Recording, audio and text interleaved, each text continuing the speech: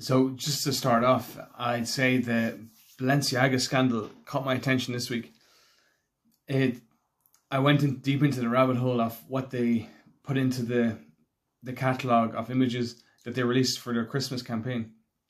So obviously the first one that caught everyone's attention was the bear dressed in BDSM being photographed with children, which was super dark. But then if you keep going through it, each image, there's hidden stuff. Like there's one of the man on him by himself, but it's in the same campaign, and he's holding a key on his ring, which some people on Twitter is most likely the goal, as those props will be chosen so meticulously that it's likely the key that's used for the BDSM. Then there was a book by Michael Borman, who is famous for depicting naked kids and like perverted stuff. Then if you go back to October 2022, the campaign that was initiated by Kanye West walking around, there's these they're in a mud bath, so it's filthy and it looks demented. And there's these perverted looking men and they're walking around with teddy bears. And the idea that a lot of people think is that that's like some offender and that's his trophy from the act that he did. So it's pretty sick stuff. And then of course there's all the litigation, the papers hidden throughout the whole thing, which were cases that promoted child pornography essentially. So yeah, it's super dark. And then if you go and look into the designer Lota Volkova and her Instagram, which is really bad. And then I went a little bit further into the rabbit hole, into the crazy Pizzagate stuff. But if you look into the guys accused of Pizzagate, which was a trial around the 2016 election, was like an elite pedophile ring was the idea, and they were doing it in a pizza place.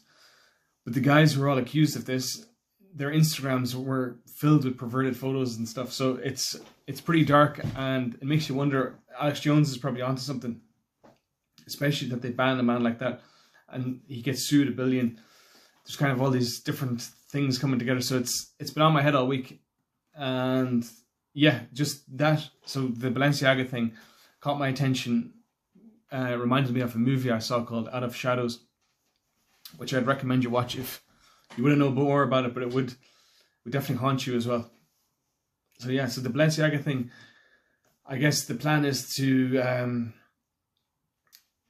keep going down that rabbit hole a little bit. It's fascinating, but it's super dark, and it's sad as well. So don't want to go too much down it, but there's definitely there's something to it. On top of that, FTX this week, Sam Bankman-Fried, he did his first interview. This was getting huge backlash from the crypto community on Twitter, because he's a man who he should probably be in jail for everything he's done, and he's been interviewed on a New York Times summit. But in fairness, the interviewer asked the right questions in the right way, and it was done well. The crowd did clap for him, and I like his attitude, Sam Bankman-Fried, in that he is open to being asked anything. He'll go with the flow. It was good. It was interesting. There was a lot of, he was accused of being a kid taking Adderall. Basically, that FTX and Alameda were just two slumber parties where they all took Adderall.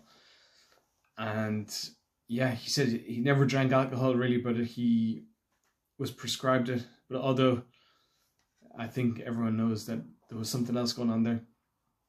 I suppose the third and final thing that is business related, and it was fascinating from this week, it's more Irish based, is the release of Quinn Country.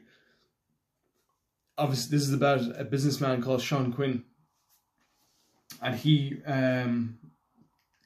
went bankrupt in 2008, I think. But he was Ireland's richest man before that, and he ended up going to jail for trying to hide assets. And it's a great documentary. If you're not in Ireland, it's called Quinn Country. You could probably get it through RTE Player or stream it somehow. But yeah, it's brilliant. So that's it for this.